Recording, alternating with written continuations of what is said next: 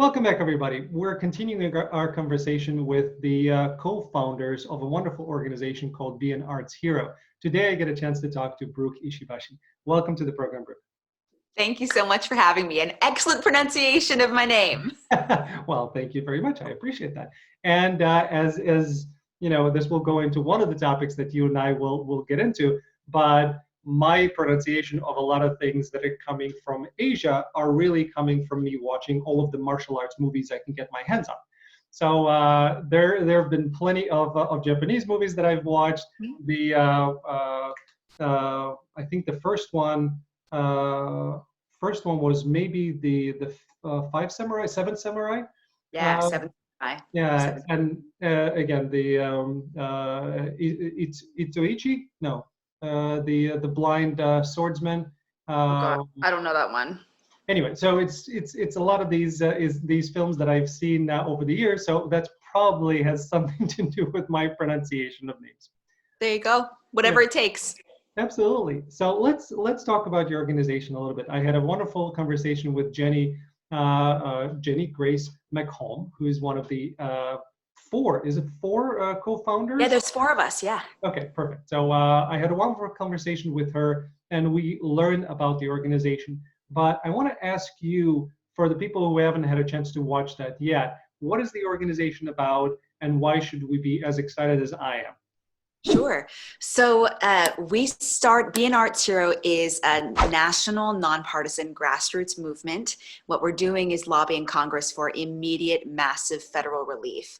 So that is our short-term goal. And when we started about 4-ish months ago, in the midst of the pandemic, that was our purpose, is let's just get the extension of federal pandemic unemployment compensation. And once that happens August 1st, then we can dissolve and our purpose will be done. But then we realized that it would be a long game. And so as we've evolved and as we're officially becoming a 501c4, a social welfare organization, a real deal lobbying entity, we realized that our thesis or our mission statement needed to pivot. And so really, it's been a process over the last 4 to 5 months of pivoting based off of what is or is not happening on the Hill and trying to best serve the 5.1 million arts workers that we represent in the arts and culture sector.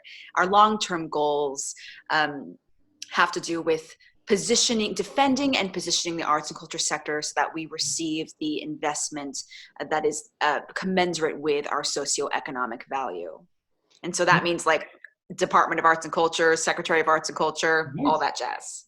And it should be. And again, you know, now reading about the election results and reading about the Biden administration putting together its cabinet members, and you hear about the 15, cabinet members, and you have the Secretary of Agriculture, Secretary of Transportation. I keep waiting for the Secretary of Arts and Culture. So have you had a chance to reach out to the incoming administration and suggest that they start off on a great footing?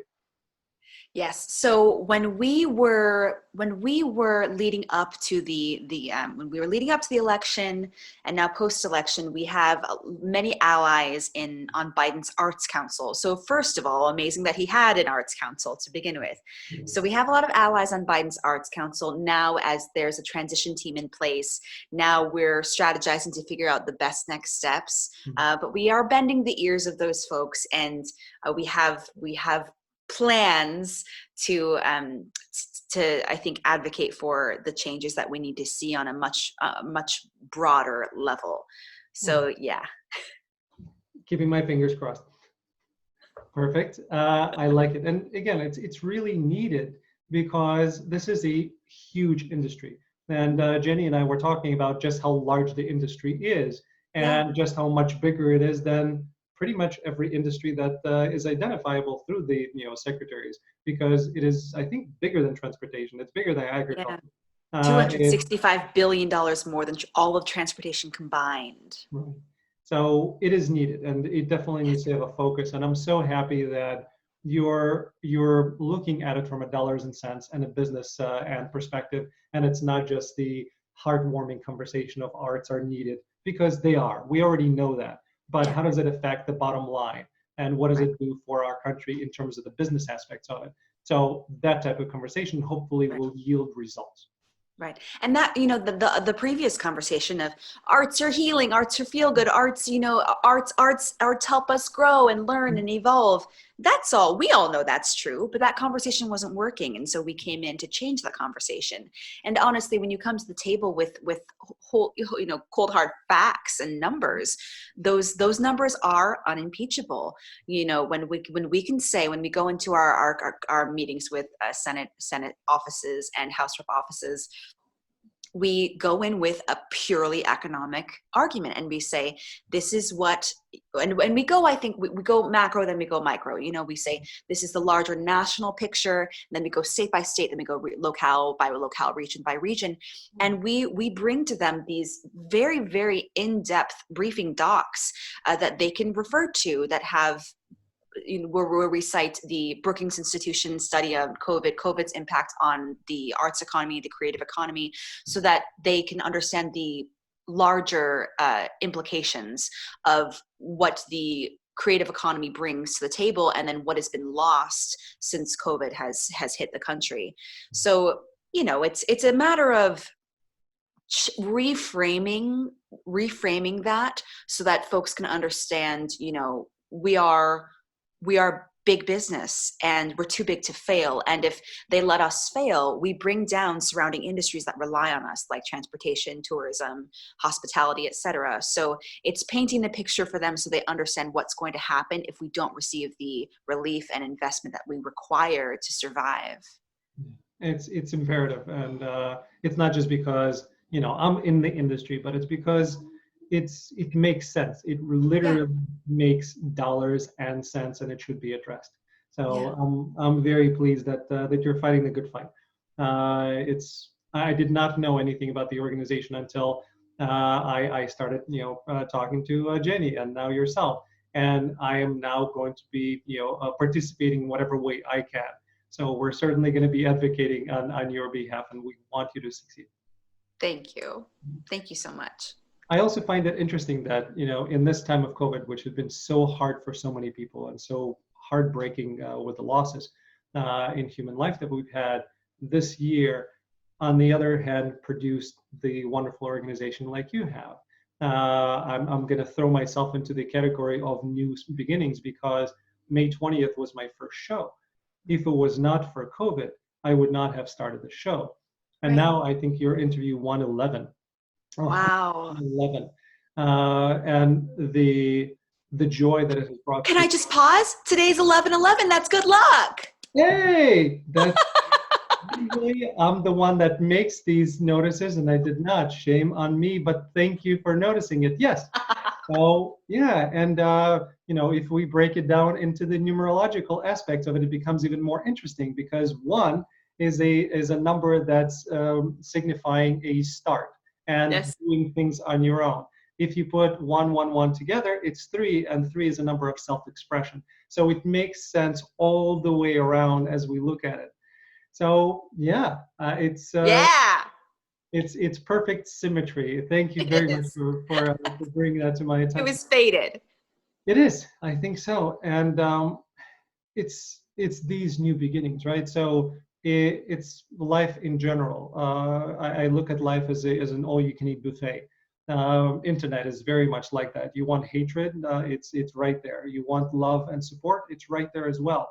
And this year is kind of a macrocosm of that. You have enormous difficulty that people are going through, but then you have joy and new beginnings and things that maybe will sprout into something that'll be a better future for all of us. Right. It's amazing. You talk about, how your creative project, how our organization, we were born out of the crisis. We were born out of necessity. And it's interesting to think, I always try to put into context, if this is happening, if this is the crisis, what can we make from it? What can we learn from this? And, if the crisis hadn't swept the entire nation, we wouldn't have rallied together and found such, I think, incredible momentum behind movements for social reckoning.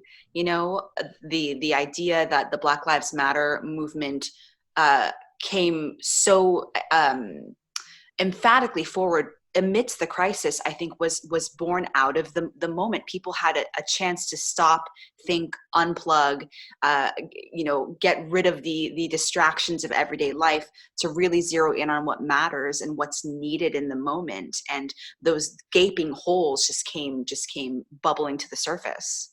Yeah, and again, my sincere wish is that once the COVID is over, whenever that's going to be, as soon as possible, once that's over, and we look back on 2020, we will remember all of the horrible things that happened, but we will look at it as something that really launched us forward into a new future, and that's my hope.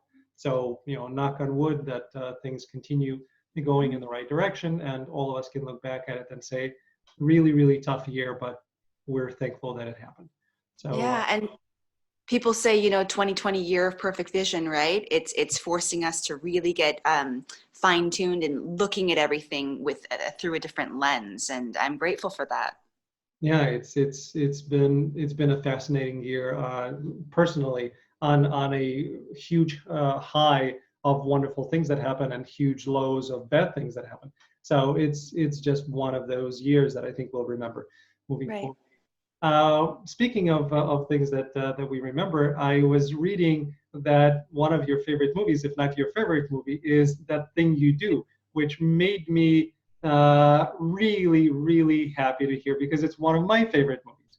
And I just introduced it to my kids literally a month ago, because Oh, it was time, and I have a 16-year-old daughter and a 11-year-old son, and we were, during COVID, you have a lot more time as a family, yeah. so catching them up on movies, and That Thing You Do was definitely on the list, and they just saw it, so I'm very happy about it. So, fun fact, they shot That Thing You Do in my hometown of Orange, in Orange, California. It's called Old Town Orange. And there's a little area called the Orange Circle where they have all of the little old-timey restaurants and coffee shops and vintage shops, antique shops. And so I remember, I was really young when the movie came out, but I remember when they were shooting, because it was all the talk in our small city. And there were stories of Tom Hanks, being on the second level of a building, and all the fans coming, crowding him or surrounding the building, and he would sign headshots and lower them down in a bucket to all the people down on the street. And it was just it was a really lovely time, and I think it was reflective of the kind of human he is and the kind of ship he steers, because it just spread a lot of joy in our town when they were shooting. And the movie, did you watch the reunion or the fundraiser they did for Music I did, Cares? I did, yeah. It's, Oh, again, if it wasn't for 2020, we would not have gotten it, likely, because they finally had time to get together and do it. Yeah. exactly. Because life was put on pause, and it was pretty amazing. And I have a soft spot for stories of right, small town, hometown heroes rising to fame, and then what happens to them. And I also just have such love and nostalgia for that era and the music, and there was a sense of, I think naivete, in a sense, with the young people in that generation. And obviously then came the civil rights movement, and so it was an interesting dynamic of those two influences kind of happening at once. But there's something, I've always had a deep love for that era. Me too. It's my music, and it was really heartwarming for me, because I didn't have anything to do with it, but my daughter naturally gravitates to that kind of older styles of music. Mhm. And I don't know how it works, but I'm really, really happy because it's in the blood somewhere, I'm sure. Yep. Yep. Yep. It is. Very cool. So we know your favorite movie.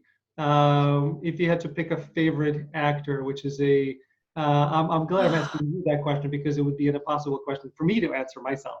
But do you have a favorite actor? You know, it evolves. I think if you ask me now versus 6 months from now versus a year ago, it would probably change based on what work is exciting to me and what I'm gravitating towards in terms of the projects that I want to work on and what's really, you know, I think the most exciting thing to me.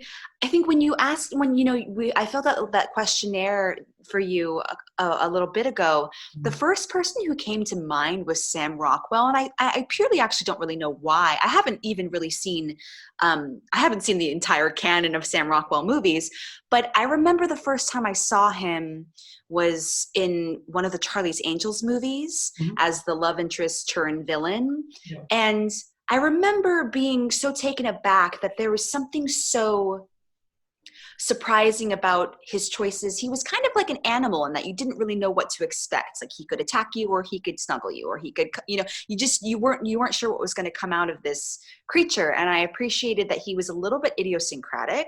I appreciated that he was just always very interesting to me. And so I will see anything that Sam Rockwell does because I just think he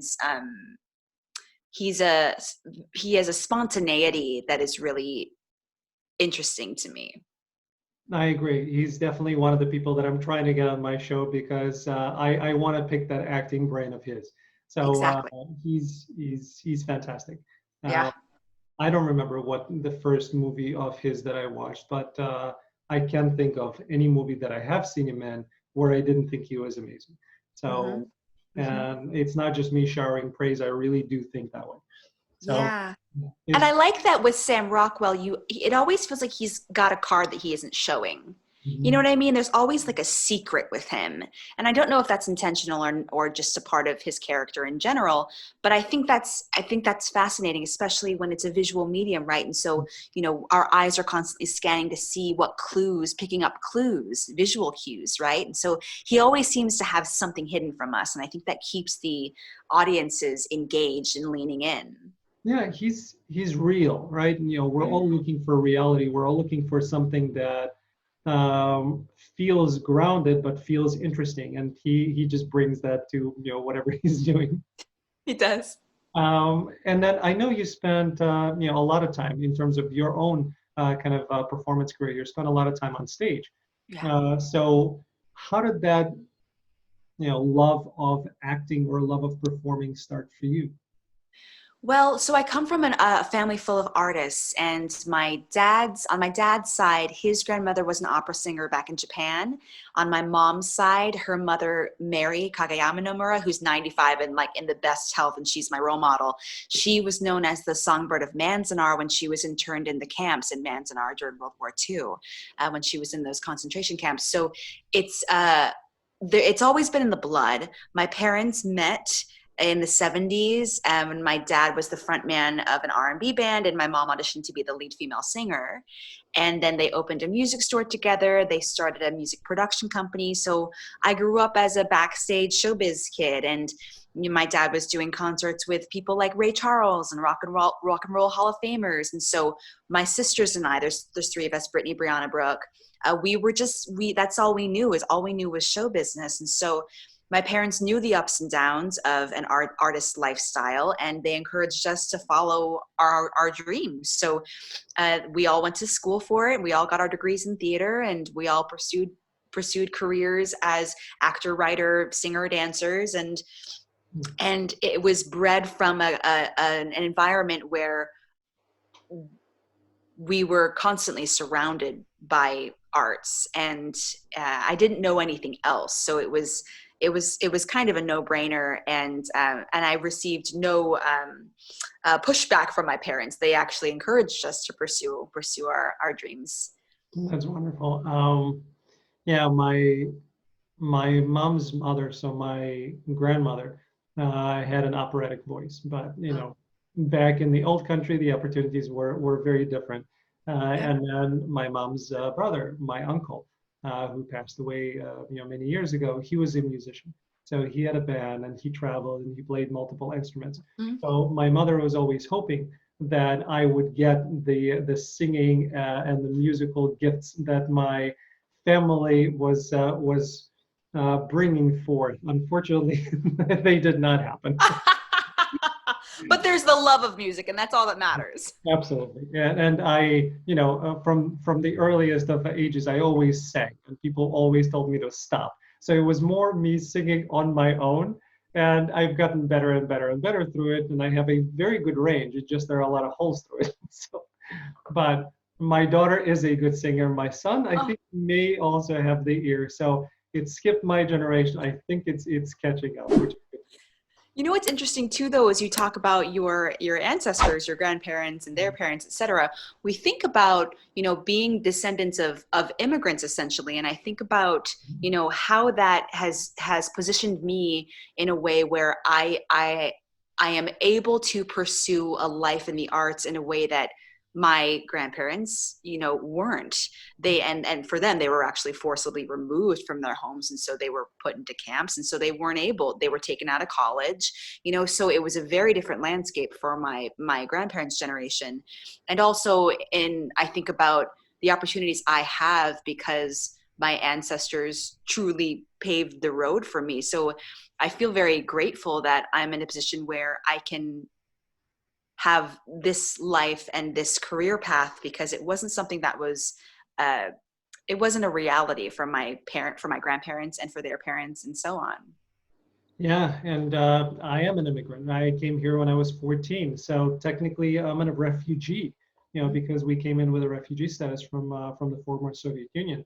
So, a lot of the opportunities that my parents never had, I had, and it became a drive and a burden because you were brought here to succeed, and if you don't succeed, that's failure, and that fear of failure has been the driving force Yes. behind me, which has been a blessing and a curse. So yeah, it's a really interesting thing. But with the art specifically, my dad, who acted and he was good. He just didn't choose to pursue it as a career. He didn't want me to be an actor because he knew all of the difficulties that come along with it. His friends Right. became actors, and he saw them struggling in life. He didn't want that for me. So it's it's that mix of you have the ability and you have the drive and you have the desire, and yet you have many other factors that come into it. And that's my acting life in a nutshell. I Right. was born, I knew I wanted to be an actor, I was going towards it. Then we came to the United States. I had to assimilate, didn't become an actor. My parents wouldn't let me study to become an actor. And then life happened. I have a wonderful wife and two kids, and I'm in Chicago. So the dream of being a full-time actor is maybe going to happen, Mhm. likely not. And it's a constant companion and something that I do and I enjoy doing, and I do it to a certain level. And far be it for me to refuse being a regular on a sitcom. I'm Right. definitely happy to take it. But if Right. it doesn't happen, this is where the show kind of filled that void. And me having the ability to talk to people in the industry and to really be a sponge for it, become a much better artist myself, and then be able to share that wisdom and knowledge with people now around the world. And I don't mean that facetiously, I mean that literally. I think 87 countries have viewed this show. So Wow. that became a way. And then because of it, I started getting people coming to me saying, hey, we want to get your help in casting and producing. So I am starting to get involved with that. So I have no idea where all of this is going, Right. but point to everybody who's watching is look at 5 months ago for you, 6 months ago for me, or 5.5 months ago. We started something from nothing, and now Mhm. it's something that is completely changing our lives. Right. You never know until you try. And that, whether you're in arts or anywhere else, you should pursue. Exactly, and it's something that popped up in my brain as you were talking about that, Alan, is the idea of alchemy, right? It's, when we come from backgrounds where there perhaps was a lack of opportunity or there were barriers to access, it's a matter of taking what you're given and what are you going to do with that? How are you going to turn that into gold? How are you going to turn that into opportunity? And for so many of my friends and colleagues, the people who are the most successful are the ones who take what they're given and they generate it into something that can help propel them forward. And there's a lot of factors involved. It's, what do they say, talent and when talent meets, when discipline and preparation meets luck and discipline, or something like that, right? It's the idea that you got to be ready, but you also, I have so many friends who are primed and ready and who do the work, who just, haven't been quote unquote lucky. And so it's a weird amalgamation of all those factors. Some of them are out of your control. But I do believe in that concept of alchemy, and what can you create out of the cards you're dealt. Yeah, and kind of the intention that you put behind it, right? And every time that I try to create something for the money, it would inevitably fail. You Yeah. have to do it for love. You have to do it because it fulfills you, and you have to do it because you think it'll help somebody else. And then Yeah. things happen on their own, and you just kind of go along for the ride and see where it goes. Yeah, you think you mentioned, doing the act of service, or that concept. And I think for me, I've always known that for me, it was never just about the arts, and it was never just about service. It was about the intersection of arts and service. And, I always say the story of when I was a little girl, my mom asked me what I wanted to be when I grew up. And I said I wanted to be a tap dancing doctor because I wanted to help people, but I wanted to entertain them too. So even from a very early age, I understood that that was my purpose. And so through this crisis, be an arts hero has been such an incredible, it's been an incredible lesson for me, because I've learned that we've garnered so much incredible support from heavy hitters in the industry, blue collar rank and file members across the entire sector, anyone you can think of, institutions nationwide. And it's brought in such a wealth of relationships and support. But none of that would have happened if it wasn't this core group of 4 people who said, how can we help everyone? And so there's the idea that, when we started this, with the purest of intentions, thinking, how can we save the world? Look at all of the beautiful opportunity that's come out of it. So it's an interesting lesson. Absolutely. One more area that I definitely want to touch upon before I let you go is martial arts. I know both of us are fans. You're a martial artist. You're a black Yes. belt. I want to Yes. ask what dan. So what dan of Taekwondo are you a black belt? So when I was in, gosh, what grade was I in? My father, my sister, and my 2 sisters and I all trained together. So my father wanted to make sure that we had self-defense capabilities. Having 3 daughters, he wanted to make sure that we were all able to beat up the boys who who we went to school with.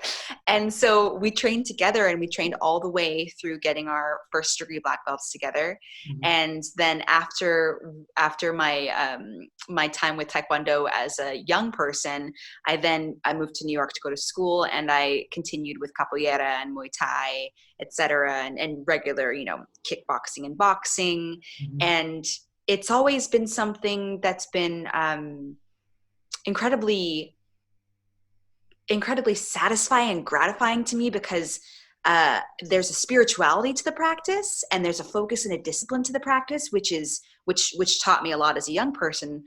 But then there's just the good old fashioned, getting your aggression out by punching, and kicking and breaking boards was something that I needed as a creative, emotional outlet too. And just the idea of connecting sound with that movement was a really cathartic lesson for me in terms of what I needed physically to maintain a sense of health and balance and well-being. Yeah, and you mentioned breaking boards, which again, I remember as I had to go through that same process. And in my school, they really weren't showing you how to break boards. And then all of a sudden, you have this test, and you have all the people watching, and then they bring out, and they have the kids, and they have the thinner boards, and then they bring out and it looks like a Yep. stack of 3 or 4 really thick ones, and you're thinking, Yeah. okay, so there are only 3 things that may happen. One is I may make a fool out of myself and not break anything. Yeah. 2, I may actually break my hand or my Yeah. wrist because I'm doing it wrong.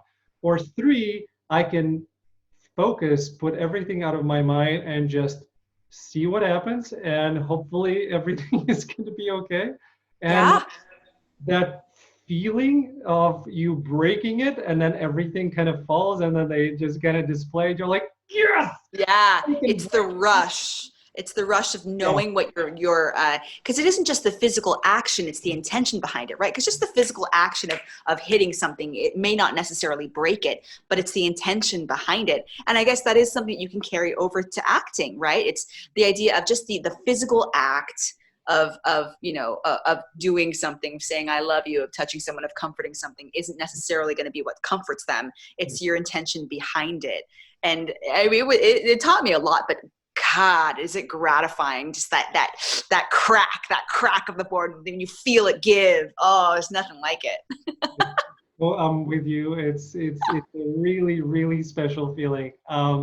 And from my perspective, I think martial arts needs to be a part of the acting curriculum.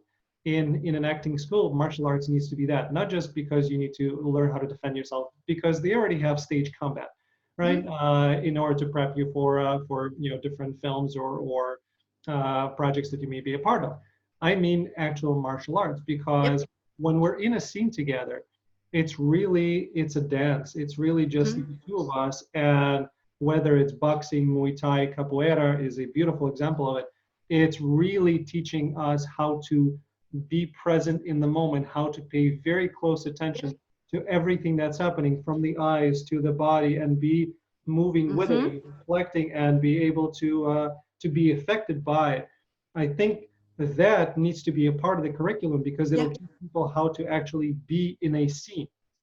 Yes, it's about being literally on your toes. And, some people say acting is reacting. It's the idea that I'm observing you, I'm listening to you, and everything I'm doing is informed by what I'm getting off of you. So I'm completely aligned with what everything you're saying. It is a dance. And I miss sparring. Oh my God, I miss sparring. Listen, you and Jenny have both done Muay Thai, and you both, so there should be there should be heavy bags in the office. There's I know. to spar. I'm not trying to get you two to fight, but you have somebody who you can actually spar with. Once we get an office, once we have a brick and mortar, and we're official. But also Jenny's in New York and I'm in LA right now, so we're not even able to meet for a drink at this point. So hopefully when we're all able to safely gather, we can have a sparring studio and some bags up in our space, and maybe in DC when we have an official space in DC. That would be great. Now, the 2 other co-organizers, are they into martial arts as well? Is this You know, I don't know if Carson Elrod, I don't know if Carson Elrod has a background in martial arts. Matthew Lee Earlbach, who's our other co-founder, who's a longtime friend of mine, he hired me in my first my first professional show out of college. It was called Happy Sunshine Kung Fu Flower. It was a political satire sketch show. So in that, there was martial arts, but it wasn't, it was all in the realm of satire. So it wasn't anything that I would, bring home to my studio. But I don't know if Matthew, I think Matthew appreciates martial arts, but I don't actually know what his background is in it. So I'll have to ask him.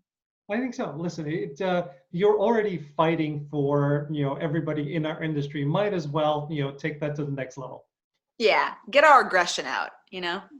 And dealing with politics, you're going to get plenty plenty of reasons to do so. Oh, absolutely. Last thing, because again, due to your cultural background, due to what you're actually fighting for, what do you see in the industry in terms of diversity and inclusion? Is the industry progressing, or is the industry regressing? I don't know if we're progressing or regressing. I can say that there's more of a conversation happening than I've ever seen. And, I'm early in my career, but I will say that The idea that there are movements like We See You White American Theater, our friends Eden Espinosa and Karen Olivo started an organization called AFFECT. It's Artists for Economic Transparency. They were born out of the crisis also, and We See You White American Theater also was born in during the pandemic as well. There's the idea that these social movements are coming out in full force now out of necessity and out of this moment of reckoning and upheaval. I think it's gratifying to know that forces are coming together to address that there's a problem. I think it's gratifying to know that people are asking for accountability, that people are putting folks' feet to the fire, and there's still a lot of work to be done. So I don't know if we are progressing or regressing, but I do know that the conversations are happening. And I do know that folks are demanding the change that is so desperately needed. So I feel hopeful, but I also feel like, ooh, we got a long road ahead. Yeah. Well, keep fighting a good fight on all fronts. I really appreciate you coming on. I really enjoyed our conversation, and you, Jenny, and all the co-founders are always welcome on the show. Thank you so much for having us. We truly appreciate your time and your amplification of our efforts. Thank you so much. My pleasure. And thanks to everybody for tuning in into another episode of The Love of Acting. Please follow Be an Arts Hero. It's right below this video. Go check them out, donate, get involved. Thank you, everybody. Bye.